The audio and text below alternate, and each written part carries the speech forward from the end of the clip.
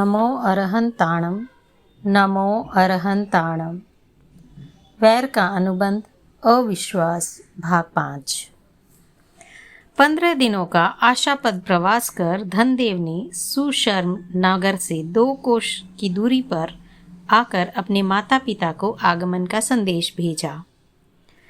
पुत्रागमन के समाचार प्राप्त होते ही धनदेव के माता पिता के शरीर में नई चेतना का उदय हो गया और उन्होंने प्रफुल्लित होकर नगर के संभ्रांत व्यक्तियों को इस शुभ समाचार की अवगति दी। राजा को भी धनदेव के आगमन का समाचार मिला। उस नगर के सभी श्रेष्ठी, संबंधी, राजा आदि ने धनदेव का गाजे बाजे के साथ स्वागत किया। माता पिता को देखते ही धनदेव दौड़कर उनके चरणों में लुट गया। पुत्र को देखते ही माता पिता के नयनों से हर्षाश्रुओं की धारा बह चली। सुशर्म नगरी के राजा ने धनदेव को गले लगा लिया। धनदेव जब भवन पहुंचा तब उसके मन में ये विचार उभरे, पत्नी क्या कर रही होगी, नंदक क्यों नहीं दिखाई देता? परंतु उसने ये विचार प्रकट नहीं किए। माता ने पूर्ण वात्सल्य से भोजन कराया। भोजन आदि से निवृत्त हो जाने पर पिता ने पुत्र को विश्राम के लिए एक कक्ष में भेज दिया। परंतु रात में उसने माता पिता के समक्ष बैठकर प्रश्न किया, क्या आपकी बहू पीहर गई है? नहीं पुत्र, उस कुल कलंकिनी ने तो दोनों कुलों की इज्जत को धूल में मिटा दिया है। बंदरगाह पर उतरने के पश्चात यहाँ त्वरित आने के बहाने वह धन आदि संपत्ति लेकर नंदक के साथ भाग गई। वह लौटकर नहीं आई। वह कहाँ गई किसी को ज्ञात नहीं है। परंतु जलपोत के माल के साथ मुनीम जी यहाँ आए हैं और उनके कथन के अनुसार नंदक और धनश्री का संबंध कुछ अन्यथा ही था। तुम चिंता मत करना, मैं तुम्हारे लिए एक नहीं 20 कुलीन कन्याओं की व्यवस्था कर दूंगा। हम तो निराश हो गए थे, परंतु भगवान ने हमारे बुढ़ापे पर भारी कृपा की है। बेटा तुम कुछ आनंद से रहो, तब तक मैं कोई सुयोग्य कन्या के विषय में। पिताजी आप इतनी शीघ्रता न करें। संसार का स्वरूप ही ऐसा है, जहाँ आकर्षण होता है वहाँ अग्नि भरी होती है और जहाँ अग्नि होती है वहाँ राख पड़ी मिलती है। मुझे आपकी सेवा में जितना आनंद आता है उतना पत्नी के मिलने से नहीं आता। मैंने अपने थोड़े से जीवन में रूप, यौवन और स्त्री के मन का अनुभव कर लिया है। अज्ञान दशा में व्यक्ति अपना भान भूल जाता है, यह सच है। अब मैं दूसरी बार अज्ञान दशा का आश्रय लेना नहीं चाहता। पुत्र के ऐसे उत्तम विचारों को सुनकर माता पिता बहुत प्रसन्न हुए। धनदेव कुछ ही दिनों में सुशर्म नगर में अति प्रिय हो गया था। पिता ने उसको सारा व्यापार सौंप दिया। धनदेव परोपकार परायण था। वह गरीबों की यातनाएं दूर करने लगा। कुछ ही दिनों में पूर्व भारत में धनदेव की कीर्ति सौम्य गंध के समान फैल गई। इधर धनश्री और नंदक का जीवन विलासिता में बीतने लगा। स्वामी धनदेव को सागर में ढकेलने के पश्चात धनश्री ने जो क्रंदन किया, स्वामी धनदेव को सागर में ढकेलने के पश्चात धनश्री ने जो क्रंदन किया वह अत्यंत दारुण था। जलपोत के सभी मनुष्य, नाविक, मोनीम आदि सभी इस सती नारी के विलाप से बहुत प्रभावित हो चुके थे।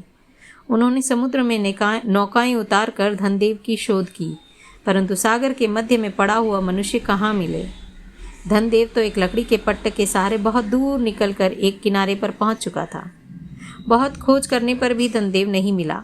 2-4 दिनों में ही जलपोत बंदरगाह पर पहुंच गया, ऐसी घोषणा मुख्य चालक करता रहा। रात के प्रथम पहर के पश्चात धनश्री ने नंदक को अपने कक्ष में बुलाया।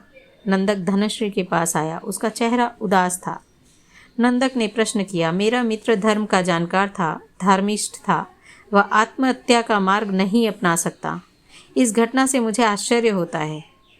मेरी दशा भी तुम्हारी जैसी ही है। प्रतीत होता है कि रोग की वेदना न सह सकने के कारण उन्होंने समुद्र में छलांग लगाई हो। उन्होंने 1-2 बार ऐसा कहा जरूर था कि ऐसे जीवन से तो मृत्यु का वरण करना अच्छा है, परंतु मैं उन्हें धैर्य बंधाती और वे पुनः स्वस्थ हो जाते। मुझे अत्यंत दुख है कि मैं उनके माता पिता को अपना मुंह कैसे दिखाऊंगी। मेरी भी यही दशा है। धनश्री बोली, मैंने एक उपाय ढूंढ लिया है। क्या? मैं तुम्हारे बिना एक पल भी नहीं रह सकती, यह तो तुम जानते ही हो। घर जाने के पश्चात मैं वैधव्य की चक्की में पिस जाऊंगी और किसी भी उपाय से मैं तुमसे मिल नहीं सकूंगी। यह बात मेरे लिए असह्य है। इससे अच्छा तो यह है कि बंदरगाह पर उतरने के पश्चात हम दोनों किसी अज्ञात क्षेत्र में चले जाएं। हम घर जाने की उतावल के बहाने अलंकार और स्वर्ण लेकर छिटक जाएंगे।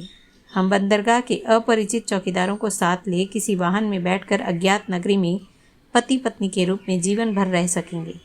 तुम व्यापार कर लेना। अपने पास उतना धन तो है कि हम सुखपूर्वक रह सकें।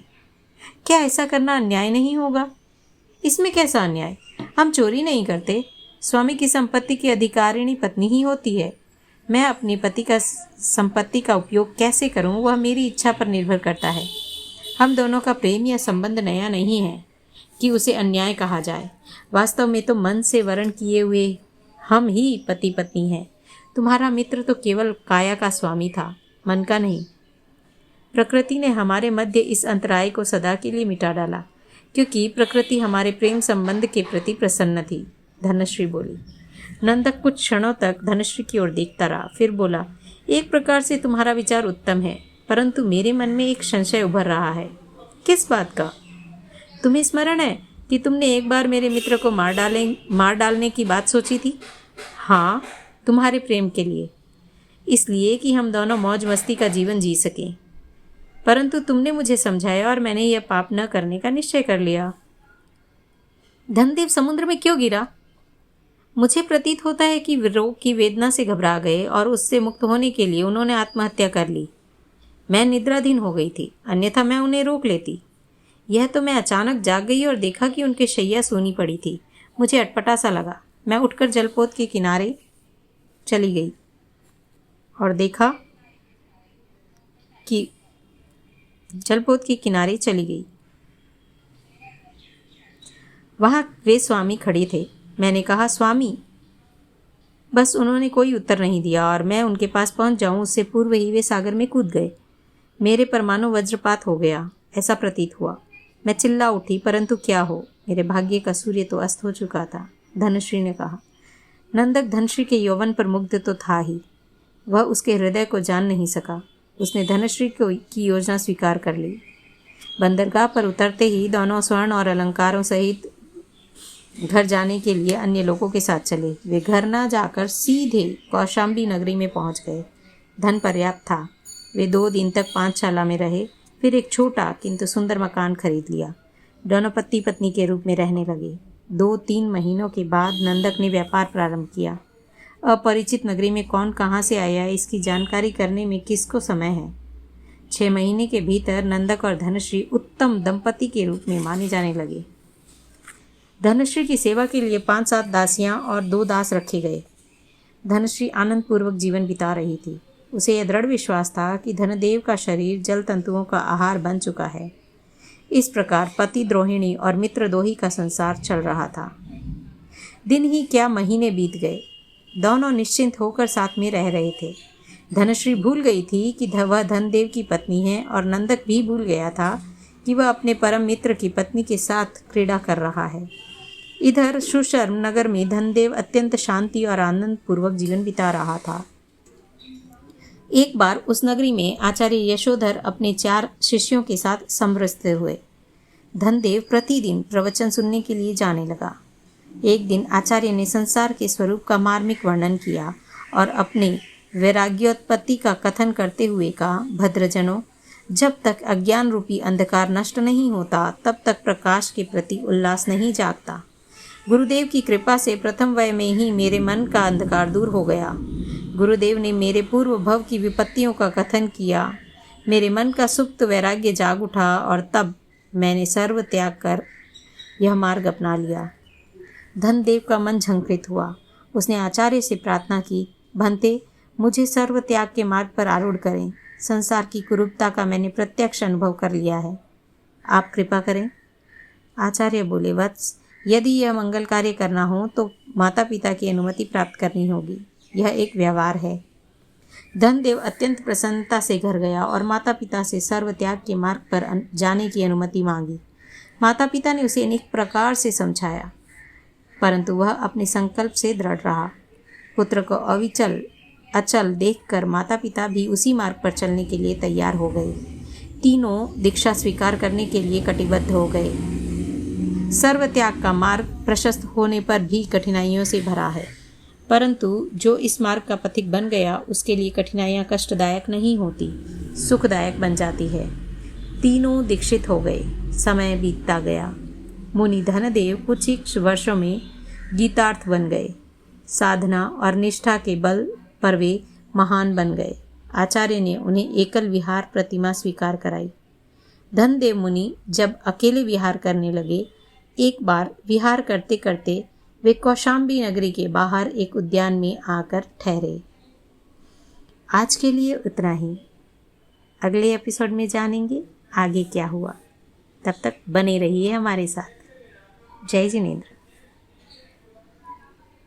Subscribe the channel and share the video. Thank you Arjun Mukherjee for shooting and editing my video.